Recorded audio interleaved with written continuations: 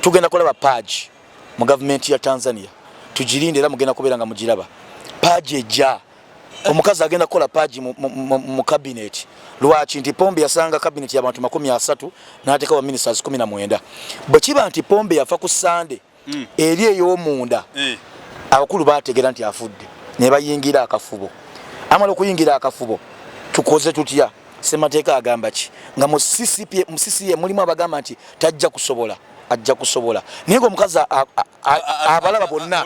ebadde bigenda mu maaso naye nga bayogera bebikonge nyene mu CCM ebikonge nyene mu government abalaga tajja kusobola obadde meetings ez'amanyi zibadde zituula okuva kigambo okuba nti yafa ku Sunday kakati bwebeera nga omukyalo oyo amanyage Salum Gego bwakiba nga yategedde abakungu mu government ye mu cabinet abadde bagamba nti tajja kusobola mulinde bino wammanga cabinet eyinza okuddamu negejjamu ayinza batolako agenda kugigaziyamu agigaziya atya agenda kuddira baglowooza nti bamukirizaamu abalete mu cabinet because ekisanja 225 wekinagwerako ayagala ekyokubiri for the first time agenda kuba akyagala ekyokubiri ayina okolo gyo kinewunyisiza weeks 2 batado president anti teka bwe ligamba mu ssaawa 24 ssaawa 24 ayina okukwata Qur'ani alayira yagikute n'akola ki n'alayira naye paaji mu gisuubira akadde konna cabinet eyinza okugaziwa kubanga ayina okuteekamu ababe abanamukiisa okukola byakola ki bokola kubanga lo abadde tebamwagala mu cabinet eno beyategedde CCM ebadde yamanyi okuba bafuna obwetwaze nga tevanga mu buyinza ogenda kulaba Kasim Majali ogenda kulaba Uncle Tindu Lissu opposition leader nga avudde Belgium kati ajja kubutaka kubanga agenda funa abali mu CCM abagenda mugamba nze wendi kululu boy nga bali mu CCM nga bagenda kulanyisa mukazi ono nga bagamba kati nze wendi bagamba nti kwamba densu nako wensoma nenda Kasim Majaliwa nga ye prime minister w'eggwanga era Tanzania nategeeza aba Tanzania naddala baluyiko opposition n'omukulu Hassan omwogezi wa government ya Tanzania nagati mulowooza nti Pombe abadde walinga musajja mukono gwa kyuma bw'aba agenze musubira nti mujja kujja mu kibuga mukoliremu effujjo naddala opposition nga abalabula temuzannyisa omukyalo no Hassan agenda kubeera muzibu nnyo bwati osofa okulabula kugenza eriki eri opposition babaga nti omukono ogw'ekyuma gukyaliwo mu government eno CCM chama cha mapinduzi ekyaliwo egenda sigala nge bakwasa mukono gwaki gw'ekyuma so eyo nakyo tulina okubeera nga tutunuulira nnyo mu kulembeze b'omukyalo ono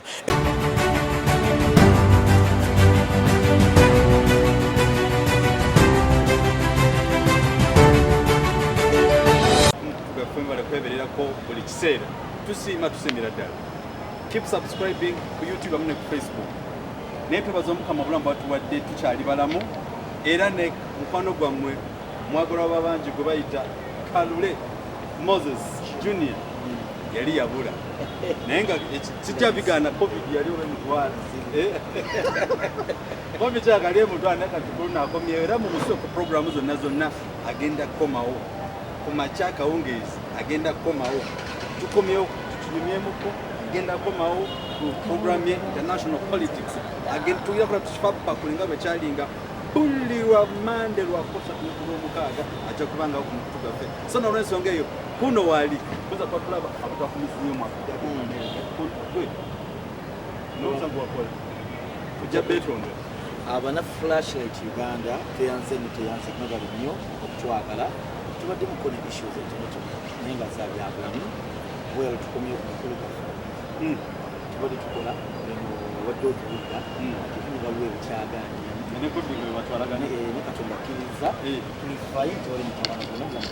bingi Magufuli John Pombe yagenze ku John Pombe n'abakulembeze ba Africa era John Pombe nti abadde alina omukululo gw'ataddewo ebbanga lyonna kisinga okubbanga kyewuunyisa naye ate bw'agenze ate sirwa kulyetinza omukululo omuki ye ng'omuntu yakoze omukululo ogugwe ate era mu kugenda n'atemera paasi omukyala mu East African region Africa president kizibu nnyo kyeyakoze abawandiisa abasinga obungi bagamba nti kuba mbadde nsunako wensoma nenda bakasi Majaliwa nga ye prime minister w'eggwanga erya Tanzania nategeeza abatanzania naddala b'oluuyi ku opposition n'omukulu Hassan omwogezi wa government ya Tanzania nagati mulowooza nti Pombe abadde walinga musajja mukono gwa kyuma bw'aba agenze musubira nti mujja kujja mu kibuga mukoliremu effujjo naddala b'opposition nga abalabula temuzannyisa omukyalo ono Hassan agenda kubeera muzibu nnyo bwati osofa okulabula kugenza eriki eri opposition babaga nti omukono ogw'ekyuma gukyaliwo mu gavumenti eno CCM chama cha mapinduzi ekyaliwo egenda sigala ngebakwasa mukono gwaki gw'ekyuma so eyo nakyo tulina okubeera nga tutunuulira nnyo mu bukulembeze bw'omukyalo ono ekyokubiri tugenda kulaba paaji mu gavumenti ya Tanzania tugirinde era mugenda kubeera nga mugiraba paaji ejja omukazi agenda kukola paaji mu cabinet lwaki nti Pombe yasanga cabinet y'abantu 30 n'ateeka wa ministers 19 bwe kiba nti Pombe yafa ku Sunday eri ey'omunda abakulu baategera nti afudde ne bayingira akafubo amala okuyingira akafubo tukoze tutya Ssemateeka agamba ki nga mu CCM mulimu abagamba nti tajja kusobola ajja kusobola naye ng'omukazi abalaba bonna ebibadde bigenda mu maaso naye nga bayogera bebikonge binene mu CCM ebikonge binene mu gavumenti abalagamba tajja kusobola ajja kusobola obadde meetings ez'amaanyi zibadde zituula okuva lukigambo kuba nti yafa ku Sunday kaakati bwebeera nga omukyalo oyo amanya ge Salum Gego bwakiba nga yategedde abakungu mu gavumenti ye mu cabinet abadde bagamba nti tajja kusobola mulinde bino wammanga cabinet eyinza okuddamu negejjamu ayinza batolako agenda kugigaziyamu agigaziya atya agenda kuddira baglowooza nti bamukirizaamu abalete mu cabinet because ekisanja 225 wekinaggwerako ayagala ekyokubiri for the first time agenda kuba akyagala ekyokubiri ayina okolo gyokinewunyisiza weeks 2 batadde president anti teeka bwe ligamba mu ssaawa 24 ssaawa 24 ayina okukwata Qur'ani alayira yagikute n'akola ki n'alayira naye paaji mugisuubira akadde konna cabinet eyinza okugaziwa kubanga ayina okuteekamu ababe abanamukiisa okukola byakola ki bokola kubanga lo abadde tebamwagala mu cabinet eno beyategedde CCM ebadde yamanyi okuba bafuna obwetwaze nga tevanga mu buyinza ogenda kulaba Kassim Majali ogenda kulaba Uncle Tindu Lissu opposition leader ng'avudde Belgium kati ajja ku butaka kubanga agenda funa abali mu CCM abagenda mugamba nze wendi ku lulu boy nga bali mu CCM nga bagenda kulwanyisa mukazi ono nga baga nti kati nze wendi nange wendi era ogenda kulaba Uncle Tindu Lissu kati ng'afuna ate amaanyi bibigambo byange ebyo nedda nga tukyali kumpoza afuga nanti kati abantu bakulindiridde ogenda kubaawo kakati kambuze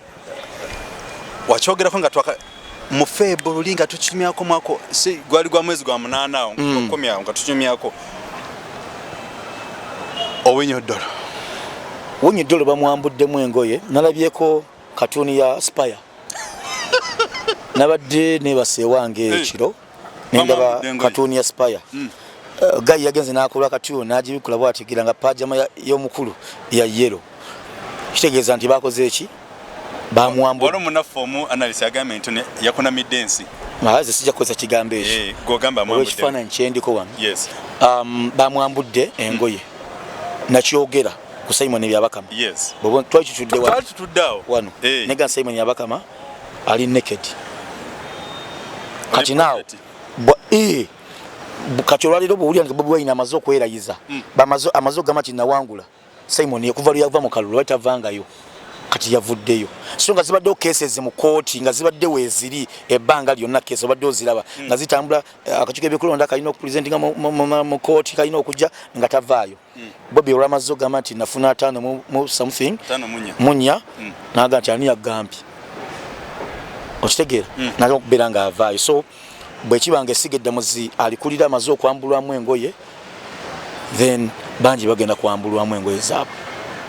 era nga twasuubiza nti Kalule atuwamu Jessica intro onako olwaleero era ka intro kano mayika wakira abantu otegezaako ndidde ku mmere n'akubuza olidde mmere kikaaki nayidde muwogo nagamba muwogo akyali mu lubuto era kakati ka intro kano kali mutwogerako olunaku olwaleero Uganda etuliriddewa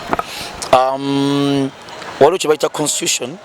ne constitutionalism Constitution and constitutionalism. Yes. Constitutionalism eggwanga lyalibadde liri nga balaba oluguudo lwa train.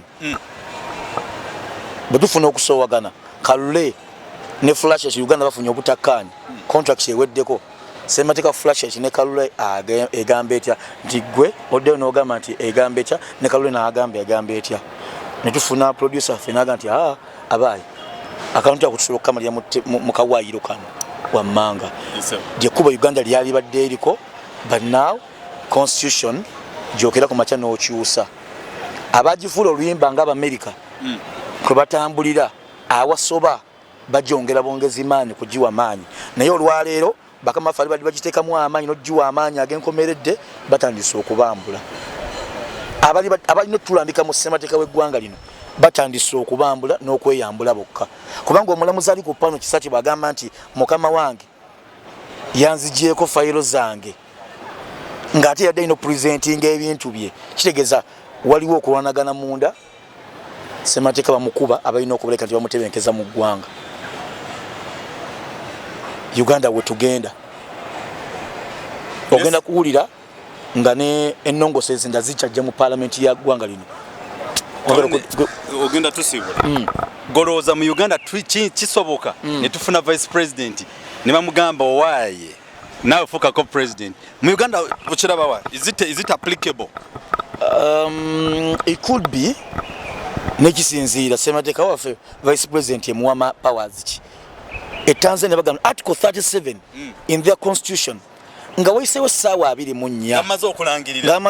ssaawa 24 nga president yagudde eddalu nga tezinnayita president nga afudde president nga afunye nga waliwo embeera yonna ebiwandiiko bye nga bagambe tebiwera ng'essaawa tezinnawera 24 singa bagamba nti president w'egindi ebiwandiiko bye tebiwera president w'egindi yeeyambudde ngo yagudde eddalu oba afudde Tanzania bagamba article 37 mu ssaawa 24 nga tezinnayita mulayize omuntu Uganda egamba etya Uganda mbadde mayira bwe nabo egamba nti vice being vice you represent kati ekoti y'abantu ate wejjiramu kati awo embuuza mu constitution yaffe tunamu koti y'abantu yes koti y'abantu weeri kuba babe n'atuula anti yagamba abantu bennyini bewagamba nti bebajja okundeeta mu ntebe nobagamba mugende mu nnonde ne bagenda be bantu kyebategeeza ffe tukeera ku makya ne tulonda omuntu be bayita constitution y'abantu ffe tugivuga ffe tugisalirawo singa tugamba nti gundi wotusobezza kaka tukujjayo era abantu twegatta ne tujjayo gwe tugamba nti otusobezza tukyasobola ggwanga bekino okuba Kalule suubiza abantu nga onakulogendo balaba ng'oli naweka teyanza nnyo teyanzeege mwebalinyo bana Flash at Uganda amanya nze Moses Kalule tujja kuddamu okuleka ntubeera ku channel eno bingi tubirina tujja gendako ebweru eyo ennaku zino gavumenti y'eggwanga erya Amerika bagizoganya nnyo mu Iraq era enkambi ya Ayin al-Assad bagikubye neddamu okugenda wansi ku ttaka bagikuba omulundi ogwokubiri omwaka ogwokubiri naye nga abagikuba bali munda mu ggwanga era Iraq so bena tujja kubeera nga tubiraba mwebale nnyo mwebalire ddala osibudde tugenda tuganye so mikonja ffe twenza tweyanzeege Kalule meka tugenda kubeera naye ku mukutu guno akomyewo nga bwe mwali mwaganda abantu abali mu Abu Dhabi abali mu America banjagala nnyo aba Middle East aba Dubai bagamba kiwa bakola weebale nnyo nembagamba nagamba olwala covid naye nowona naye tukomyewo emyezi 3 okomyewo ku mpewo komyewo ano olw'ensonga eyo buli lwa ku Sunday ku Lwomukaaga agenda kubaawo Kalule meka agenda kubaawo anange nze ndi musanfu nti olwaliro nkulabye Donald Trump ngenda bayi bakwatako bijje tujja kubategeeza ku Sunday olutalo Joe Biden waliwo olw'ebigambo olutandise wakati wa Putin ne Biden lwabadde lwajjo olwanti lwatandise lujja kuba lw'amaanyi by next week waliwo sanctions zijja ku Russia otusibudde mbasibudde bannaffe tubasibudde twenza tweyanzeege nsigane mukwano gwange Kalule Moses Junior amanyi international politics local politics tugenda kifa bakwa mu rabadaba style akumata kumira mpeera mwiraba